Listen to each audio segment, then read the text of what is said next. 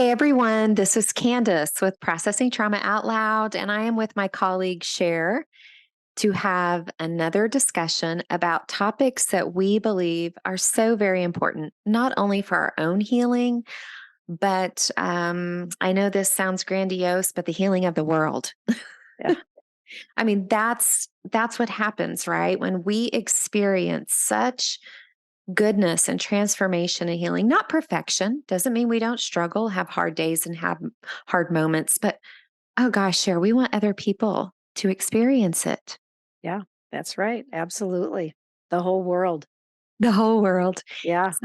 So last week we started what we're calling our cultivation series. We're just looking at different types of traits that we would like to develop within ourselves, coming from what was it like to experience complex childhood trauma. And we know this. We know that those who have experienced complex childhood trauma have different brains, experience different things in their bodies, struggle with different types of thoughts. It doesn't mean that other people don't have struggles if they didn't, but it is different. And I know for you and I Share, we needed to know that. Otherwise, we thought we were crazy, we thought we were bad, and we thought something was wrong with us. Yeah. But I don't think we're thinking that so much anymore. No, that's right. That's the beautiful thing of doing the hard, good work of healing. Mhm. So last week we started with the trait of becoming a deep listener, not a perfect listener, but what does it look like to just say, you know what, I want to be a better listener? So we really looked at coming from somebody that's really just starting their healing journey and they really haven't experienced being heard deeply, being seen deeply, being soothed in healthy ways, and having that sense of safety and security within their own body and their own life. And then also the person who really is on the healing journey and they're noticing, wow, I have this space opening up in me that I want to offer this to other people. And so, where we're picking up today is a question that you asked me at the end of last week's episode. So, if you haven't listened to that, please go back and listen to that. But you brought up the concept of as children, were we experiencing being dismissed as a child, or did we have more of an experience of being consumed? And I'm wondering if you can just help our listeners understand what do both of those mean? Yeah, and I will even say it's not necessarily a one or the other because it's often both. I think Yes. when we are in these places where we have complex childhood trauma and we experience um, some kind of abuse or violence or neglect in that ongoing way, we will have experienced probably both of these. But being dismissed is when we bring something to our caregiver, to the people in our lives who are there to take care of us and rescue us from difficulties and help us thrive in life. And when we bring something to them that feels important and where we feel a real sense of need, like, I need you to engage with me here. I need you to hear me or see me or help me. And that could be anything, right? I'm not even going to start giving examples because it literally could be anything. But when we as children bring that situation to our parents or caregivers, teachers, whoever, and we are brushed aside, we are dismissed. Um, Whether it's, I don't have time for you right now, or go outside and play, or even just a pat answer of, do this or do that, but where we are not really met with anyone who is meeting us with love and Mm-hmm. care. Like you said, as you began our session today, like, who is coming toward us with a sense of, I want to see you. I want Mm-hmm. to soothe your heart. What are you struggling with here? I care, you matter, this is hard, right? But instead we are dismissed. And so that's hard. It Mhm. causes us to feel a lot of emptiness and loneliness and longing and shame because the fact is we desperately needed attunement.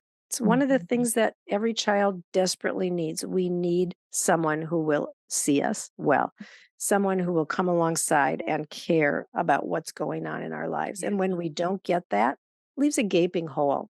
Mhm. So, yeah, go ahead. Yeah, well, I almost feel like I'm getting emotional here just because just a quick little story, and I'm just going to share this. I heard a young man's story of um he said he realized it didn't matter when he came home from school, even though people were there. Yeah. He would come in from school and open the door, and there was no acknowledgement that he was even home from school. Mm, That is extreme dismissal. yeah. And so, what happens for the child who gets repeatedly dismissed, and we share this all the time, just a quick little saying, this is not about being a perfect parent, Yeah. but he was repeatedly dismissed. And so, what happens is you shut down and you decide you don't need anyone. Yeah. Oh, deeply painful because you actually do need others. Yeah. But you believe that there's something wrong with you. Otherwise, people would be reaching out and offering care. Well, and the desire to allow the desire to come alive that you would need someone feels unbearable. Yeah. And we want to say before you go into consumption, we also want to say there's healing for that. Hmm. Yeah. And I think so much of that healing can come through exactly what we're talking about here, deep listening, where someone gives us their attention and says, Mhm, talk to me, friend. I want to hear you. mhm, Yeah. mhm, And you, last week, you so beautifully offered affirmation to me of how I've done that for you. But I will say back, Candace, you do this for me and with me so well, also. And mhm, it's one of the many things about our relationship that is so meaningful to me. mhm. Thank Yeah, you. because I knew dismissal, and I also knew consumption. And Mhm, consumption, I remember the first time that someone offered to me that there was consumption in my relationship with my parents, I immediately went into shame. I didn't even know what it meant, but it felt bad to me. Like, what did I do? But I think I've spent a lot of time wanting to really understand what is this concept and how has it affected me. mhm, And so I think of consumption as like a consumable product, like a paper towel. You grab it off the counter, off the roll, you use it to wipe up a spill, and you throw it in the garbage. mhm, There's no connection, there's very little value. It's something to be used and discarded. mhm, Okay. So children are glorious. We are meant to be loved and cherished and valued and honored. And no child should be used for consumption. There are mm, many different levels and many ways that a child can be consumed. It can mhm, be physically through abuse, through sexual abuse. It can be emotionally through a parent who just uses the child for their sounding board and talks a lot with the child about things that are adult themes that I mean even themes like their work or their loneliness or their neediness and a child that is consuming a child's glory when we as adults look to a child to meet our needs in any kind of a way. mhm. Yeah. Oh, that feels so heavy. We know that when a caregiver or a parent is in that space, they are obviously have their own unhealed trauma, which we're not saying that justifies anything. It's just the burden that it places on a child to feel some sense of responsibility to help care for their parents issues, whether that's emotional or whatever, is too much. I mean, if one of the definitions of trauma is too much, too fast, too soon, this is what we're talking about. And so even understanding age appropriate conversations, I think I'm just thinking about, what would it be like for that parent to have other people that they can go to, right, to process, because they need to be heard. We're not minimizing that, but it's not the child. Yeah. Yeah. Um, yeah, I don't want to go too much into that because it feels like it can be a very deep place. But Yeah. Yeah, and I was just thinking the same thing, Candace, of bringing us back to why are we talking about the child who experienced being dismissed or having been consumed in relationship to what we're talking about here, and that is our deep, deep longing for good, pure listeners. Mhm, Someone who will turn their attention toward us so that we can be heard in ways that we have perhaps never been heard before. mm. Yeah, and I think, if you've grown up, like you said, you can experience both. But if you're, let's just say that you are wanting to become a better listener and you notice, oh, I lean more towards being more dismissive of in conversation or with people, or you lean more towards talking all the time and not having that self awareness of the mutuality of the conversation. These are just some things that we want to invite you to be curious about. Yeah. Do you tend to get overwhelmed in conversation and pull back, or are you uh, trying to get connection through talking, but it's actually not bringing true connection? Mm. It's more one sided. Yeah. Really good. And we all need times when we need to talk, but if we can do that in a relationship where someone is gifting us deep listening, or when we are able to offer that to others, that's when the conversation, when there's real beauty and where healing can take place or difficulties can be worked through. You and I both experienced, and not that we didn't have other people that had listened to us, but we really did experience a different type of deep listening when we paid for coaches Yeah.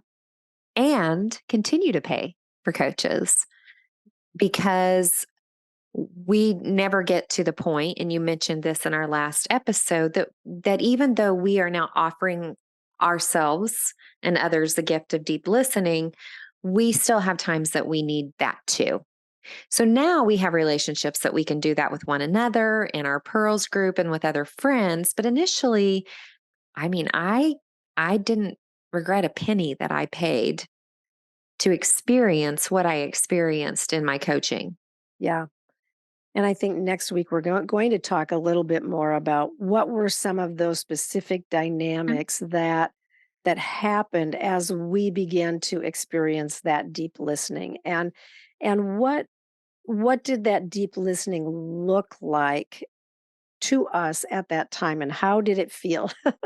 Sometimes it felt scary, sometimes it felt inviting, but we want to talk a lot more about this because as we are talking about cultivating this as a new skill, also maybe cultivating the ability to ask for deep listening when we need that.